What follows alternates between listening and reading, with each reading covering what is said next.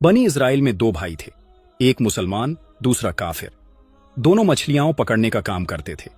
काफिर बुत को सजदा करता, मगर उसके जाल में इतनी मछलियां आती कि जाल खींचना मुश्किल हो जाता।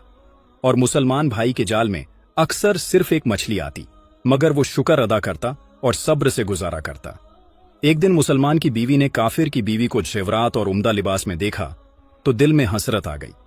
रात को खाविंद से बोली, बस मियां, या तो मुझे तलाक दे दो या फिर अपने भाई की तरह बुतों की पूजा शुरू कर दो। शायद हम भी उन जैसे मालदार हो जाएं। मैं मजीद ये तंगदस्ती नहीं सह सकती। शौहर ने नरमी से जवाब दिया, ईमान बेचकर दौलत लेना घाटे का सौदा है, लेकिन अगर तू इतना ही मजबूर है तो मैं कल से मजदूरी करूंगा और रोजाना तुझे 2 सोने के सिक्के लाकर दूंगा। सुबह वो निकला, मगर दिन भर फिरता रहा। न किसी ने काम दिया, न मजदूरी मिली। मायूस होकर दरिया किनारे बैठा और शाम तक रब की इबादत में मशगूल रहा। घर आकर बीवी से कहा, आज मैं बादशाह की खिदमत में था। उसने कहा, अगर 30 दिन काम करूं फिर जो भी मांगोगे वो मिलेगा।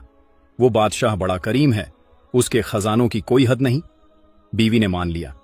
शौहर हर रोज इबादत करता रहा 29 दिन तक। 30वीं रात बीवी ने 2 टुक कहा, सुनो, अगर कल कुछ कमा कर न लाए तो मुझे तलाका दे देना।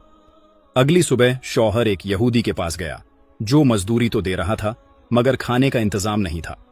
सो उसने रोजा रख लिया और काम पर लग गया। उसी दिन एक अजनबी शख्स घर आया और दरवाजा खटखटाकर बीवी को 29 सोने के सिक्के दे गया। कहा, तुम्हारा शौहर 29 दिन बादशाह की खिदमत करता रहा, मगर 30वें दिन किसी और के पास चला गया। अगर वो आज भी काम करता तो बहुत बड़ा इनाम मिलता। बीवी वो सिक्के लेकर बाजार गई। एक सुनार ने सिर्फ एक सिक्के की कीमत 1000 दिरहम लगाई। शाम को शौहर घर आया। बीवी ने पूछा, आज कहां थे? कहा, आज मैं एक यहूदी के साथ मजदूरी कर रहा था। तब बीवी ने अशरफियों का सारा वाकया सुनाया।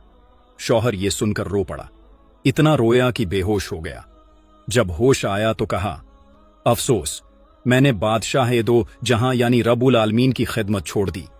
फिर सब कुछ छोड़कर पहाड़ों पर चला गया और बाकी जिंदगी रब की इबादत में गुजार दी और वहीं वफात पा गया।